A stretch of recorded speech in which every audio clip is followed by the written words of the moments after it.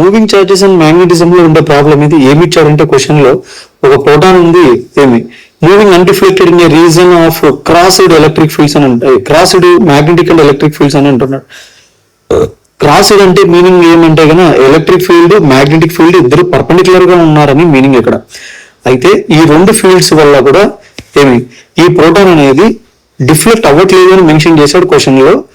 Deflect అవ్వకుండా constant speed తో వెళ్ళిపోతామని ఇచ్చాడు. ఆ కాన్స్టెంట్ స్పీడ్ 2 × 10⁵ మీటర్/సెకండ్స్. ఎప్పుడైతే నువ్వు ఎలక్ట్రిక్ ఫీల్డ్ స్విచ్ ఆఫ్ చేసావో అప్పుడు ప్రోటాన్ ఏమైందంటే ఓన్లీ ఎలక్ట్రిక్ ఫీల్డ్ లో మాత్రమే ఉంటున్నప్పుడు, కాబట్టి ఎలక్ట్రిక్ ఫీల్డ్ 0 అయిపోతే ఏమి ఫ్లెమింగ్స్ లెఫ్ట్ హ్యాండ్ రూల్ ప్రకారము ఫోర్స్ ఈ ప్రోటాన్ మీద ప్రతి పాయింట్ దగ్గర పర్పెండిక్యులర్ గా యాక్ట్ అవ్వడం వల్ల అది ప్రతి పాయింట్ దగ్గర ఇలా టర్న్ అవుతూ ఉండి సర్క్యులర్ పాత్ తీసుకుంటుంది అనమాట. అయితే ఆ సర్క్యులర్ పాత్ యొక్క రేడియస్ ఏమని ఇచ్చాడంటే 2 సెంటీమీటర్స్ అని ఇచ్చాడు, రైట్. అయితే ఏమి ఎలక్ట్రిక్ ఫీల్డ్ యొక్క మ్యాగ్నిట్యూడ్ ఎంత, ప్రోటాన్ మాస్ 1.6 × 10⁻27 kg అయితే అని అంటున్నాడు క్వశ్చన్ లో. సో ఇక నేను ఏమనుకోవాలంటే ఎలక్ట్రిక్ ఫీల్డ్ ఇనిషియల్ గా ఎంత ఉండింది నేను ఫైండ్ అవుట్ చేయాలి. ఫస్ట్ కేసులో ఏమన్నాడు, అన్డిఫ్లెక్టెడ్ అన్నాడు. అంటే అర్థం ఏమంటే ఏమి ఎలక్ట్రిక్ ఫోర్స్ ఎంత అయితే యాక్ట్ అవుతా ఉంటుందో ఏమి దానికి ఆపోజిట్ డైరెక్షన్ లో మ్యాగ్నెటిక్ ఫోర్స్ కూడా అంతే యాక్ట్ అవుతా ఉండడం వల్ల ఏమి ఈ రెండింటి ఫోర్స్ ఈ ప్రోటాన్ మీద ఏమి ఇన్ఫ్లుయెన్స్ చేయలేకపోవడం వల్ల అది కాన్స్టెంట్ స్పీడ్ తో వెళ్ళిపోతుంటుంది.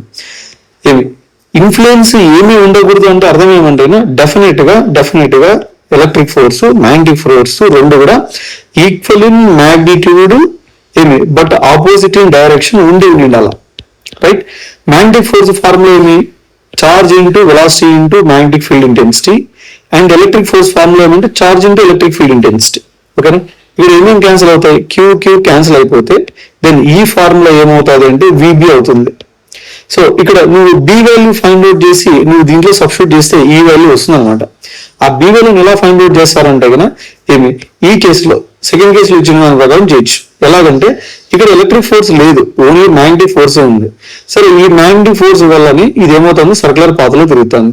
ఇనిషియల్ గా ఇది స్ట్రైట్ గా వెళ్తుండే ఉన్నట్టుండి ఏమి సర్క్యులర్ పాత్రలోకి రావాలంటే డెఫినెట్ గా దానికి సెంట్రిపిటల్ ఫోర్స్ ఒకటి ప్రొవైడ్ చేసిండల్ల. ఆ సెంట్రిపిటల్ ఫోర్స్ ఇక్కడ ఎవరు ప్రొవైడ్ చేసి ఉంటారు అంటే కనుక మ్యాగ్నెటిక్ ఫీల్డే ప్రొవైడ్ చేసి ఉంటుంది, దాన్ని మ్యాగ్నెటిక్ ఫోర్స్ అని అంటారు. So here necessary centripetal force provided by magnetic force. Centripetal force formula mv²/r అయితే ఏమి ఎఫ్బి క్యూవిబి అవుతుంది అనమాట, రైట్. ఇక్కడ నేను ఒక వి క్యాన్సిల్ చేస్తే వాట్ ఈస్ బి వాల్యూ అంటే sir B is equal to mv/qr. Okay, అన్ని వాల్యూస్ దీంట్లో సబ్స్టిట్యూట్ చేసే బి వస్తుంది. Sir B is equal to లేదా డైరెక్ట్ గా ఏమి ఈ బి వాల్యూ తీసిపోయి ఇక్కడ సబ్స్టిట్యూట్ చేస్తే I will get the E value. So direct గా E is equal to v into B అంటే mv/qr మీన్స్ mv²/qr అని మీన్. సబ్స్టిట్యూట్ చేసే వాల్యూస్ మాస్ క్వశ్చన్ లో ఏమని మెన్షన్ చేశాడు, 1.6 × 10⁻27 kg అన్నాడు. సబ్స్టిట్యూట్ చేస్తే 1.6 × 10⁻27 అండ్ వెలాసిటీ ఎంత ఇచ్చాడు, velocity 2 × 10⁵ metre seconds. Okay, so 2 × 10⁵ whole square divided by charge of proton. Electron charge proton charge రెండు సేమే, సైన్ ఒకటి ఆపోజిట్ కాబట్టి 1.6 × 10⁻19 is the charge of proton into radius. Radius 2 centimetres అని క్వశ్చన్ లో మెన్షన్ చేశాడు, దాన్ని మీటర్స్ లో రాస్తే 2 × 10⁻². ఇక్కడ ఏమేమి క్యాన్సిల్ చేయొచ్చు, 1.6 క్యాన్సిల్ చేయొచ్చు. ఇంకా రిమైనింగ్ వాల్యూస్ ఈ ఈజ్ ఈక్వల్ టు రైట్ ఏమేమి ఇచ్చాడు, 10⁻9 దీంట్లో నేను క్యాన్సిల్ చేస్తే -8 ఉంటుంది ఇక్కడ, అంటే ఏమి 10⁻8 ఇంటూ ఏమి 2² ఎంత అవుతుంది, 4 అవుతుంది, right. Sir 4 × 10⁻10 divided by 2 × 10⁻², right. 2తో క్యాన్సిలేషన్ 2 1 is 2 2 సార్.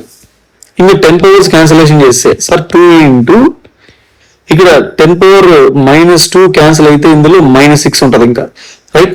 అప్పుడు 2 × 10⁻10 × 10⁻6 చేస్తే ఎలక్ట్రిక్ ఫీల్డ్ వాల్యూ ఎంత వస్తుంది అంటే కనుక 2 × 10⁴